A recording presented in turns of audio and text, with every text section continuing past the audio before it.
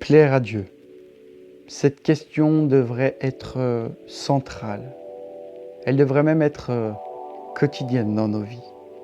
Mais lorsque je réfléchis à cette question sur ma propre vie, où en suis-je ?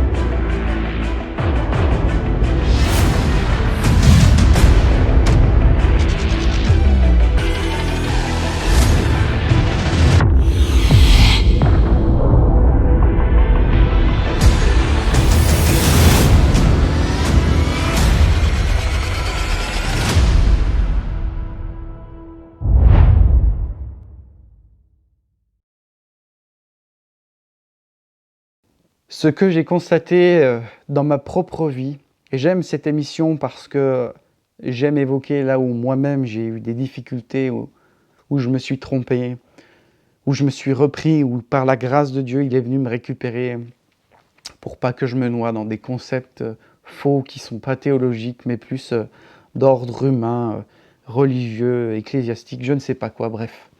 Mais c'est que notre cerveau a une fâcheuse tendance, nos réflexions, à nous ramener à nous-mêmes. On peut prier avec beaucoup de conviction et dire Jésus, Dieu, plus de toi, plus d'onction, plus d'onction lorsque je prêche, plus d'onction pour prier pour les malades, plus d'onction pour ceci, pour cela. Et en fait, on oublie l'essentiel parce que on prie beaucoup ces choses-là, mais on oublie de prier peut-être la chose la plus intéressante, c'est Père, je veux m'abandonner plus. Et vous le savez, je le répète énormément dans cette émission, mais c'est central. En fait, on ne prie pas beaucoup Père, je veux m'abandonner plus, aide-moi à m'abandonner plus, aide-moi à ce que je puisse te plaire. Seigneur, est-ce que je te plais ? Permets-moi de te plaire, d'être utile. Parce que c'est la vraie prière de toute la vie. C'est vraiment ce qui est le plus essentiel dans notre vie chrétienne, c'est de plaire à Dieu.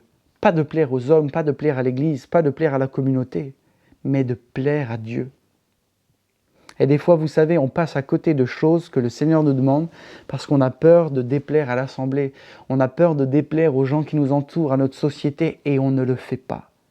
Parce qu'on ne se pose plus cette vraie question, Seigneur, est-ce que je te plais quand je fais ça ? Est-ce que je te plais dans la vie que je mène ? Est-ce que je te plais dans la vie de prière que j'ai ? Est-ce que je te plais dans la vie d'église que je mène ? Dans les convictions que je porte ? Seigneur Jésus, est-ce que je te plais ? Je me mets devant toi et je t'écoute avec sincérité. On oublie cela. On oublie cela. Vous savez, plaire à Dieu, ce n'est pas simplement un but sympathique auquel il faudrait courir. Plaire à Dieu, c'est la base, c'est l'essentiel, c'est l'incontournable de notre vie.